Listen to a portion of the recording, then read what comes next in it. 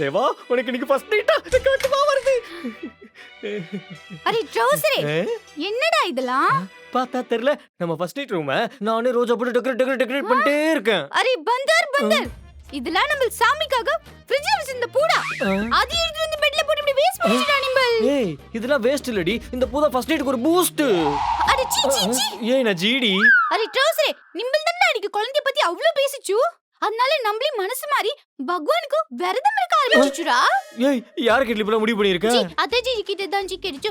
அத்தஜி சொல்லிச்சு மண்டே சிவபெருமானுக்கும், டியூஸ்டே முருகருக்கும், வெட்னஸ்டே கணபதிக்கும், தர்ஸ்டே சாய்பாபாக்கும், ஃப்ரைடே துர்காம்மனுக்கும், சாட்டர்டே பெருமாளுக்கும் இப்படி எல்லா சாமிக்கும் விரதம் இருந்தா நிம்பல் ஆயுசு கெட்டி ஆகும்னு அத்தஜி சொல்லிச்சு. அடி பாவி என் ஐஸ் கெட்டியாக வாரத்துல 7 நாள்ல 6 நாளைக்கு ஷெட்யூல் போட்டு வச்சிருக்கே. சரி அப்ப சண்டே ஃப்ரீயா இருக்கே. சண்டே ஃபர்ஸ்ட் நைட் வச்சுக்கலாமா? சண்டே வந்து சூரிய பகவானுக்கு விரதம் இருக்குது ஜி. நான் சும்மா போச்சு. இந்த விரதம் உன்னை எப்படி இருக்க சொன்னா? ஜி இந்த மாதிரி விரதம் இருந்தா நம்ம ஃபேமிலி உர்த்தியாடியும் ஜி. அப்படினா உர்த்தி ஓ விருத்தியாவுன்றதான் உர்த்தியாவுன்றியா? ஹாஞ்சி இங்க பரடி ஆசைப்படிக்கு பொண்டாட்டி நமக்கு குழந்தை பிறக்கணும். அப்படி பிறந்தாதான் ஜெனரேஷன் பெருசாய் குடும்ப விருத்தி ஆகும். அரே பாப்ரே நிம்பல் எதுக்கு இப்ப தப்பா பேசுது? பகவான் நம்மள பனிஷ் பண்ண போகுது ஜி. சரி இந்த விரதம் எத்தனை மாசம் இருக்கலாம் ஐடியால இருக்க? ஜி ஜஸ்ட் 2 months தான் ஜி. அதுக்கப்புறம் வேணாம் சரியா?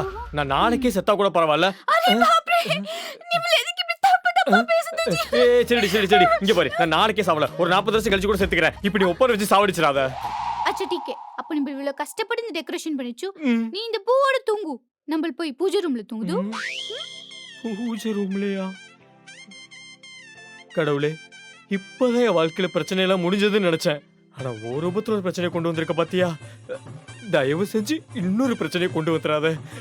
கையில மல்லிப்பூ வேற பாக்கியராஜ் மாதிரி.